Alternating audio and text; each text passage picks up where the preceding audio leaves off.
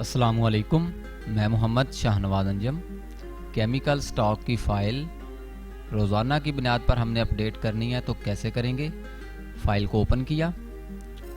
File को open करने के बाद हमारे पास जो केमिकल स्टॉक रिपोर्ट आती है, जो लड़का लेकर आता है रिपोर्ट, उसको हमने देखना है। जैसी रिपोर्ट उसने दी है, फ़र्ज़ किया जी उसने DH ब्लैक डाई उस पर लिखा हुआ है, तो कितनी कंज्यूम हुई है, वो कह रहा है जी 250 कंज्यूम हुई है, तो हमने 250 इशू कर दी। उसके बाद हम आते हैं जी, उसने लिखा हुआ था स्कॉलर रेड ओल्ड आई, ये उसने कहा जी 50 इशू हुई है कल हमारे पास, तो हमने यहाँ से 50 इशू कर दी। उसके बाद कोरागम स्टार्च, वो कह रहा है जी 5000 इशू हुई है, तो हमने 5000 इशू कर दी। उसके बाद आते हैं जी एलम वाइट हमारे पास जो रिपोर्ट आई है उसमें 1250 इशू हुआ है। आगे चलते हैं, वी प्रेस उसने कहा है जी 40 इशू हुआ है, और बॉयलर केमिकल 1 kg 0.7 0.3 0.2 1.5 25 और 120। और सिलिका सेंट की तरफ आते हैं, तो सिलिका सेंट वो कह रहा है जी 950 kg कंज्यूम हुई है। तो ये तो मैं आपको समझाने के लिए मैंने ये डिटेल इनपुट की है। आपने रेगुलर बेस पर जो लड़का पेपर लेकर आता है, गौर से देखना है, और गौर से देखने के बाद जो पर्ची पर नाम लिखा है, यहाँ पर आपने वही नाम तलाश करना है, और उसी नाम के आगे से आपने जितनी वो कह रहा है कि इशू हुई है, आपने यहाँ से इशू करनी है।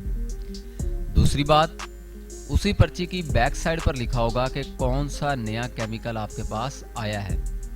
फ़र्ज़ किया जी हमारे पास DH ब्लैक डाई 1000 kg हमें रिसीव हुई है, हमने परचेज़ की है, फैक्ट्री में आई है, तो यहाँ पर लिखा हुआ है, ये देखें रिसीव, ये वाला head.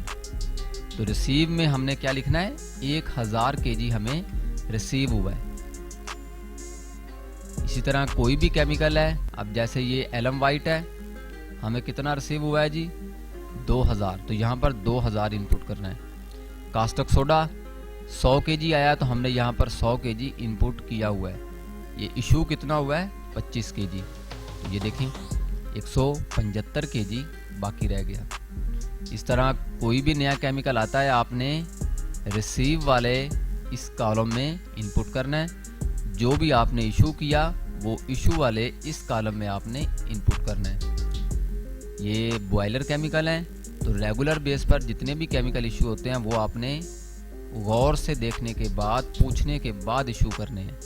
Silica Saint boiler room में आपने रिपोर्ट लेनी है, जो वो रिपोर्ट देंगे उसके मुताबिक आपने इशू करनी है।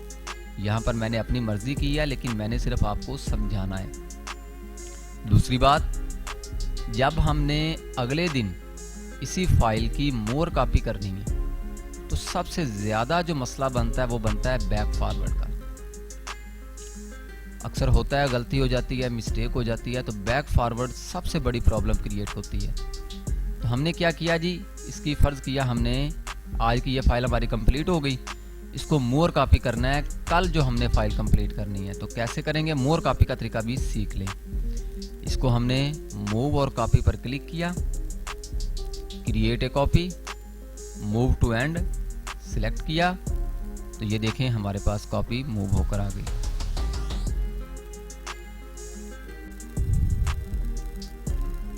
कॉपी हमारे पास मूव होकर आ गई। अब हमने क्या करना है, ये तो हमारी कल की डिटेल है।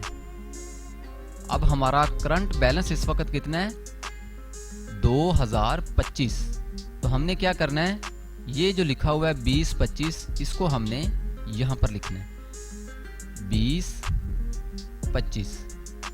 लिखने के बाद ये जो रिसीव हमें कल हुआ था, आज की फाइल में से 0, इशू ये भी आपने 0 कर देना है। अब ये देखें, बैलेंस बैक फॉरवर्ड और बैलेंस हमारा इक्वल आ चुका है, बैक फॉरवर्ड भी, टोटल भी और बैलेंस भी।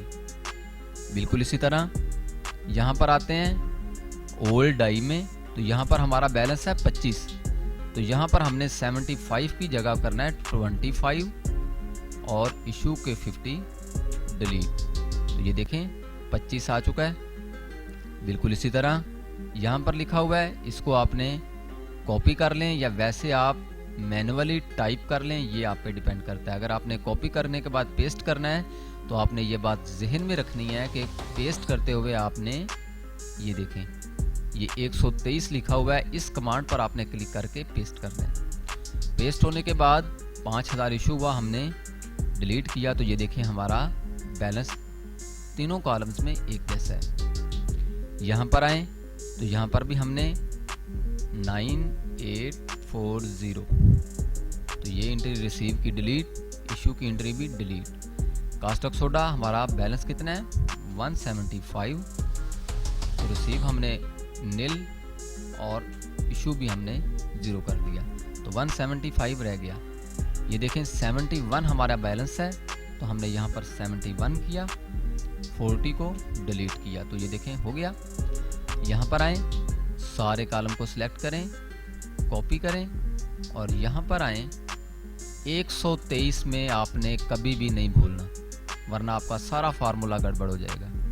123 में पेस्ट करने के बाद ये तमाम वैल्यूज़ को 0 कर दें, तो ये देखें आपका बैलेंस, टोटल और बैक फॉरवर्ड एक जैसा है। सिलिका सेंड में आ जाएं, तो यहाँ लिखा हुआ है 25, कॉपी किया, यहाँ पर आकर 123 में पेस्ट किया और 950 को डिलीट कर दिया, तो हमारा बैलेंस 1 हो गया। अब इसको चेक करना है तो कैसे करना है, पिछली फाइल में जाएं, कल का हमारा बैलेंस इसको सिलेक्ट करें, क्या है 168,860, 168,860, ये आपका टोटल बैलेंस आ रहा है कल का। आगे आते हैं, ये हमारा क्या है टोटल, आज कल का टोटल, आज का बैक फॉरवर्ड। इसको आए सिलेक्ट करें, तो ये देखें 168,860 और यहाँ 168,860, तो ये हमें तसल्ली हो गई कि हमारा बैक फॉरवर्ड तो बिल्कुल ठीक है। अब हम आगे आते हैं, तो जो हमारा ये बैक फॉरवर्ड है 168,860, टोटल क्या इतना आ रहा है, टोटल भी इतना ही आना चाहिए, लेकिन ये देखें इतना नहीं आ रहा।